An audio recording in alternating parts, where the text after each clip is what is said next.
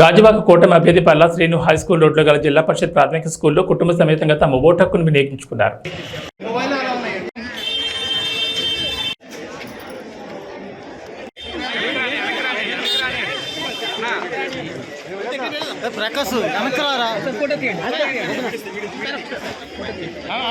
అందరికీ నమస్కారం అండి. నేను ఇప్పుడే ఓటు వేశాను.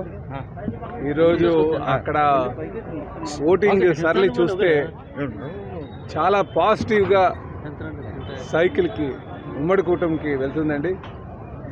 నిజంగా మాకు విజయం ఖచ్చితం అన్నదే మాకు కనిపిస్తుంది. ఎక్కడికి వెళ్ళినా సరే ప్రజలందరూ కూడా విక్టరీ సింబల్ చూపిస్తున్నారు. ఇటు తెలుగుదేశం, జనసేన, బీజేపీ కూటమి ఖచ్చితంగా అధికారంకి వస్తుంది, ఇక్కడ మేము గెలబోతున్నామని, నేను గెలవబోతున్నాననే సంకేతాలు అయితే క్లియర్గా కనిపిస్తున్నాయి. పబ్లిక్ మూడు కూడా ఇప్పుడు ఈ ప్రభుత్వాన్ని, వైసీపీ ప్రస్తుతాన్ని గద్దెదించి ఇంటికి పంపించాలనే ఒక ఆలోచనతో ప్రజలందరూ ఎదురు చూస్తున్నట్టుగా అనిపిస్తుంది. వాళ్ళందరూ కూడా కసితో, నీకు మొదట్లో కూడా మేము చెప్పాం చాలా సందర్భంలో, ఇది ఎలక్షన్ కాదు రెవల్యూషన్ అని. ఏపీలో ఈ ప్రభుత్వ తీరుని అందరూ కూడా నిరసిస్తున్నారు, ఇబ్బంది పడుతున్నారు అన్ని వర్గాల వారు. ఈరోజు అది ఆ కసిని ఈరోజు ఓటు ద్వారా చూపిస్తున్నారు. వాళ్ళు రోజువారీ పడుతున్నటువంటి ఇబ్బందులు, దాన్ని అన్ని 5 సంవత్సరాలుగా దిగుమింగుకుంటూ వచ్చారు.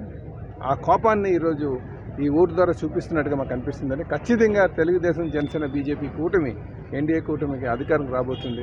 మేము ఇక్కడ గెలవబోతున్నాం, చంద్రబాబు నాయుడు గారు ముఖ్యమంత్రి కాబోతున్నారనే నమ్మకం అయితే మాకు చాలా కలిగిందండి. ఇక్కడ బూతుల దగ్గరికి వచ్చిన తర్వాత మేము తెల్లవారి నుంచి కూడా బూతులన్నీ మానిటర్ చేస్తున్నాం. ఎక్కడికి వెళ్ళినా సరే అక్కడ జనం మాత్రం 100% మార్పు వైపే చూస్తున్నారని చెప్పి తెలియజేస్తున్నాం. ఓటర్ చైతన్యం బాగుంది ఈసారి చెప్పాలంటే నిజంగా 2014 చూశాను, నేను 2009 చూశాను, 2014 చూశాను, 2019 చూశాను. ఇది 4వ ఎలక్షన్.